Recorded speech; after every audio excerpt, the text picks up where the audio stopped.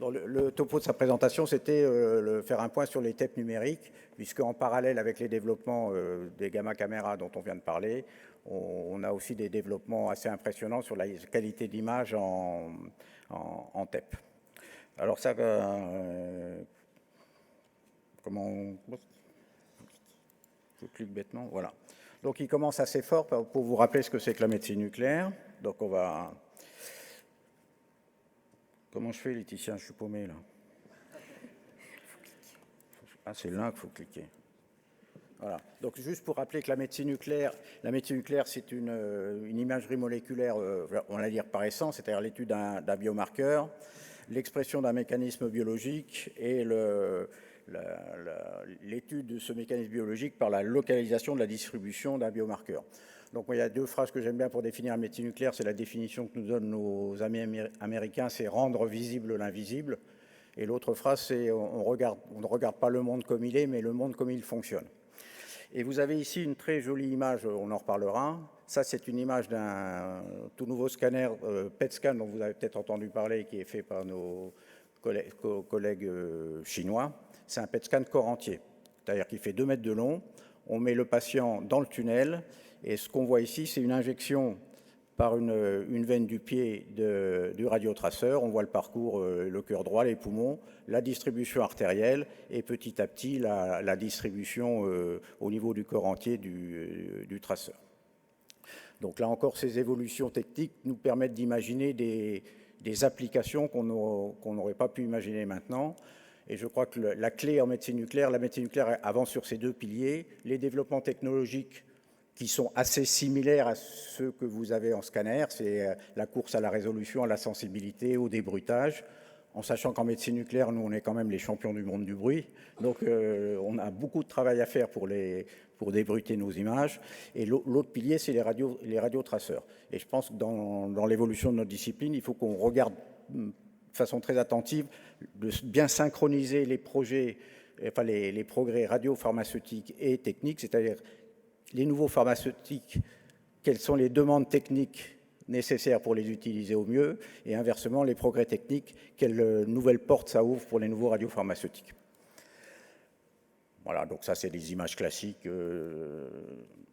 Alors, je vais passer la parole à Laetitia. Un petit historique sur l'évolution du PET depuis, on va dire, ses premières diffusions. Je vous rappelle, en France, les premiers PET-CT installés en France, c'est 2001.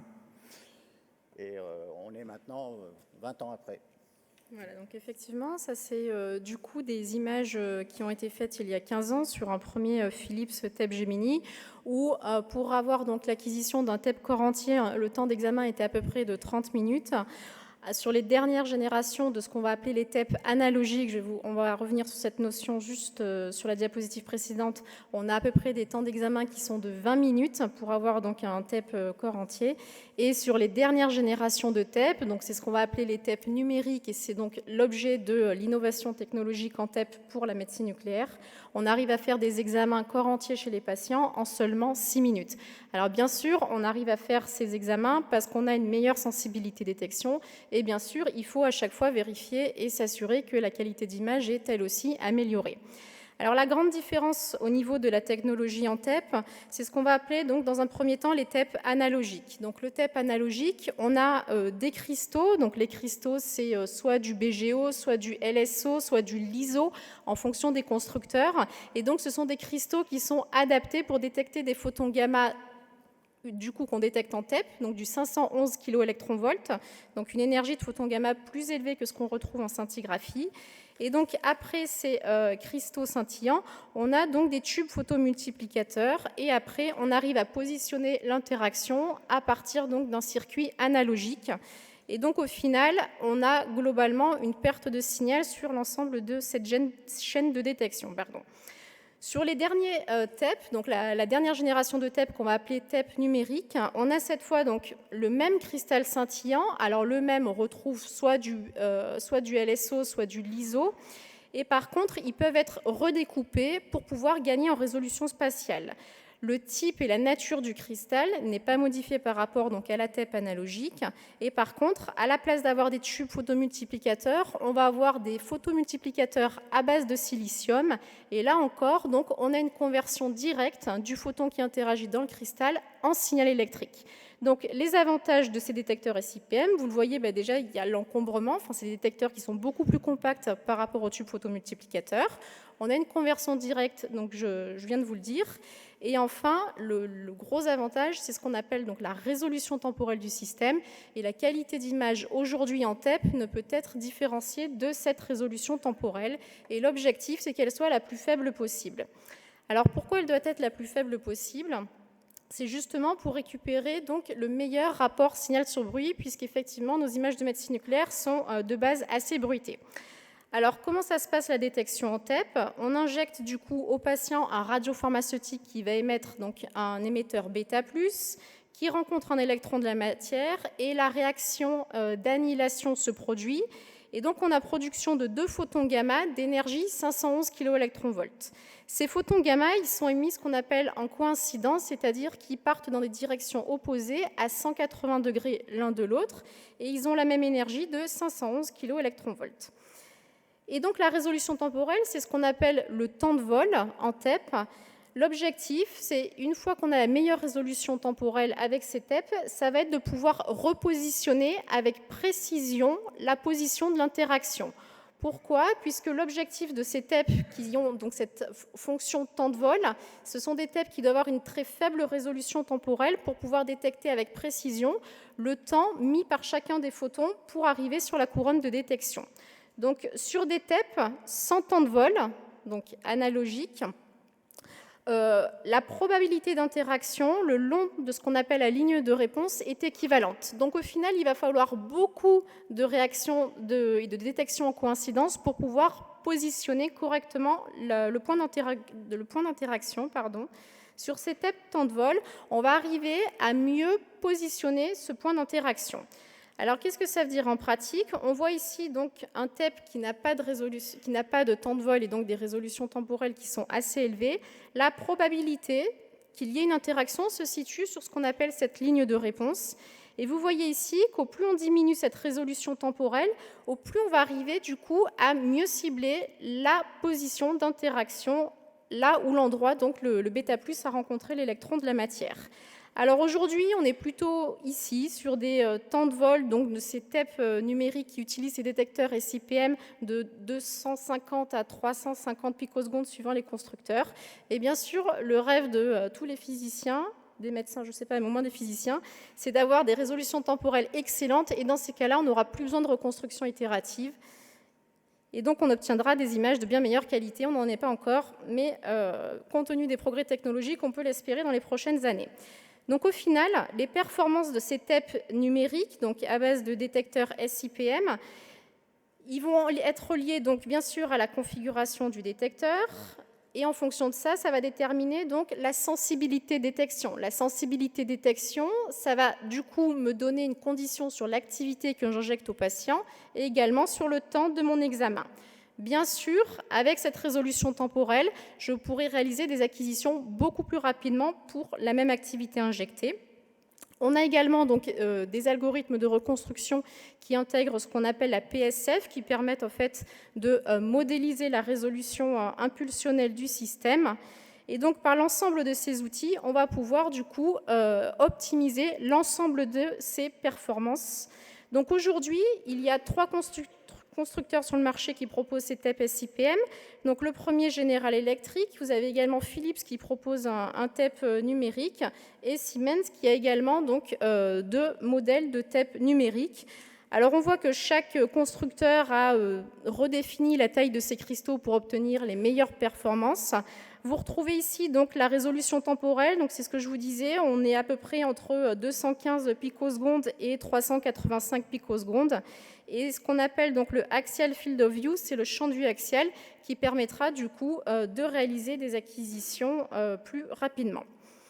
Et bien sûr, l'avenir, c'est les TEP corps entier, comme on l'a présenté sur la diapositive d'introduction, où le rêve, c'est de faire qu'une seule acquisition, pas faire plusieurs acquisitions par déplacement du lit, mais donc d'insérer le patient à l'intérieur de ce tunnel et d'avoir donc une acquisition immédiate et avec des perspectives bien sûr de dynamique.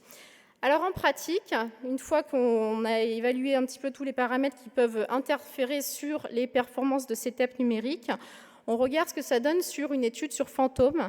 Donc ça, c'est une étude qui a été réalisée sur un fantôme anthropomorphique. Et ce même fantôme a été passé donc sur une TEP numérique, puis sur une TEP analogique. Alors vous pouvez déjà voir dans un premier temps que sur la TEP numérique, on est à 2 minutes par pas, donc c'est-à-dire qu'un pas correspond à un champ de vue axial, et donc on fait 2 pas, la table se déplace au milieu de l'acquisition pour qu'on puisse refaire l'acquisition de 2 minutes sur le pas suivant. Sur le TEP donc dit analogique, on est cette fois à 4 minutes par pas, et vous voyez que vous avez quand même une meilleure détectabilité de la petite lésion donc, qui se retrouve au niveau du foie. Donc, ces performances aujourd'hui permettent de réduire les temps d'examen ou de réduire les activités injectées aux patients en gardant bien sûr une certaine confiance dans le diagnostic. On voit par exemple ici que pour une activité injectée équivalente à 3 mégabecquerels par kilo, vous pouvez réaliser du coup un TEP corps entier en seulement 7 minutes. Alors peut-être pas non plus 3 minutes parce qu'on perdra un petit peu en détectabilité, mais donc c'est les images qu'on obtient aujourd'hui sur les dernières générations de TEP numériques. Encore une fois, on peut parler d'acquisition rapide. Donc, le temps d'acquisition est toujours à corréler en fonction de l'activité injectée. Vous pouvez voir ici donc, que le patient a eu donc, une injection de traceur avec 3 mégabecquerels par kilo. On peut diminuer par 2 la qualité d'examen, on ne perd pas trop encore en qualité d'image. Et pour des patients qui sont très algiques, on va pouvoir faire également des balayages très rapides et quand même, bien sûr, en fonction de l'indication, faire notre diagnostic. Et comme je vous l'ai dit, temps d'acquisition est forcément corrélé avec l'activité injectée. Donc on peut également réduire les injections de traceurs à ces patients pour améliorer notamment la radioprotection du patient. Merci. Donc, juste pour terminer, parce que c'est bientôt l'heure du déjeuner, il y a Alain Blum qui nous surveille, qui surveille le timing.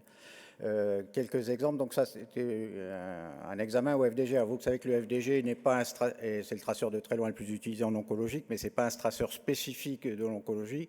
Et notamment, on a des fixations FDG sur les foyers d'inflammation ou d'infection. Ça peut être gênant quand on fait de l'oncologie, mais ça, on peut en tirer parti quand précisément on veut utiliser l'inflammation.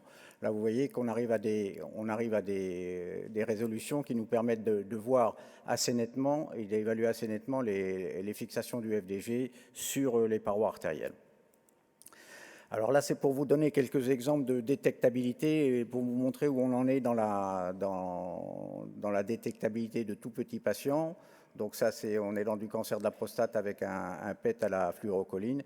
Et vous voyez qu'on est capable de voir ces toutes petites lésions ganglionnaires qui sont très largement infracentimétriques.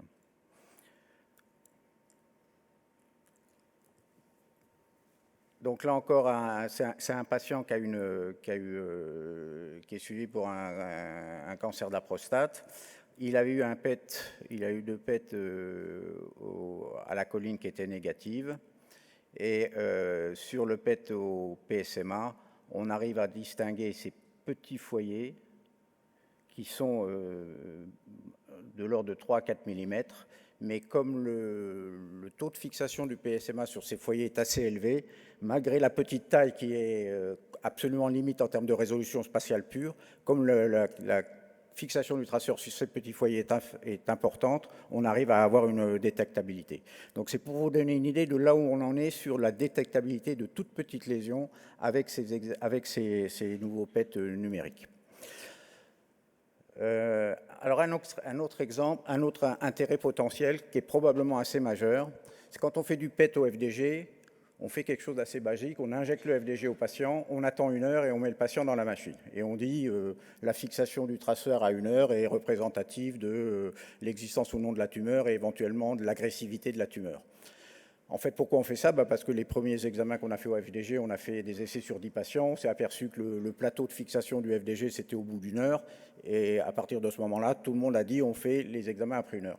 Mais il est absolument évident qu'il se passe des choses entre l'injection et la fixation à 1 heure. Et on loupe actuellement toute la cinétique de fixation du traceur.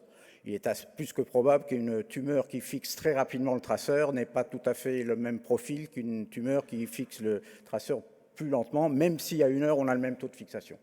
Donc, ces nouveaux PET numériques, grâce à leur sensibilité, permettent d'imaginer des études dynamiques, c'est-à-dire de mettre le patient, soit de faire de l'imagerie itérative toutes les 10 minutes, soit de laisser le patient sur la table pendant 1 heure et de faire de la cinétique. Et une fois qu'on fait de la cinétique, on peut en extraire toutes les données de pharmacocinétique classique, les coefficients KI, les volumes de diffusion.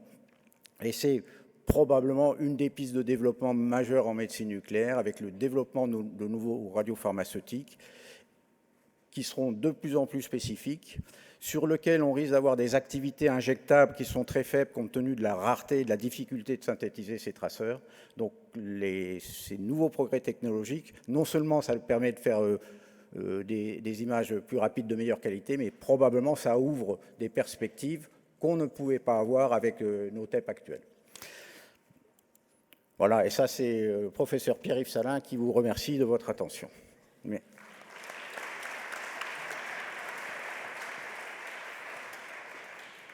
Y a-t-il des questions sur la salle? Questions? Ok. Bon, c'est un peu en dehors de mon domaine, alors j'ai écouté attentivement, mais je n'ai pas de questions particulières. Ah, il y a une question peut-être.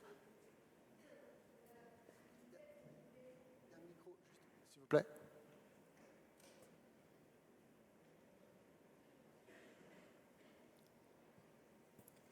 D'abord, bravo à Laetitia pour la clarté de son exposé. Et juste un petit retour d'expérience, on a une PET numérique installée dans notre hôpital depuis maintenant 6 mois. Et les valeurs de SUV sont radicalement différentes de ce qu'on connaissait avec les PET analogiques, ce qui est un petit peu perturbant dans les RCP d'oncologie. Un commentaire là-dessus ? Alors oui, effectivement, c'est ce qui a été observé également dans le service et c'est ce qui est publié dans les différentes études. Compte tenu de la meilleure résolution spatiale de ces systèmes et du meilleur contraste, on a effectivement une augmentation des SUV moyens, du coup également des SUV max.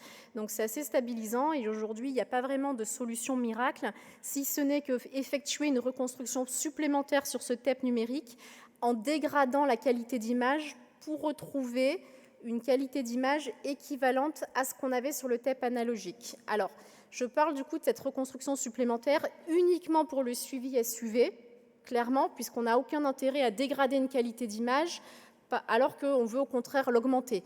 Donc c'est un petit peu le problème qui est décrit dans tous les centres qui passent de la technique analogique à la TEP numérique.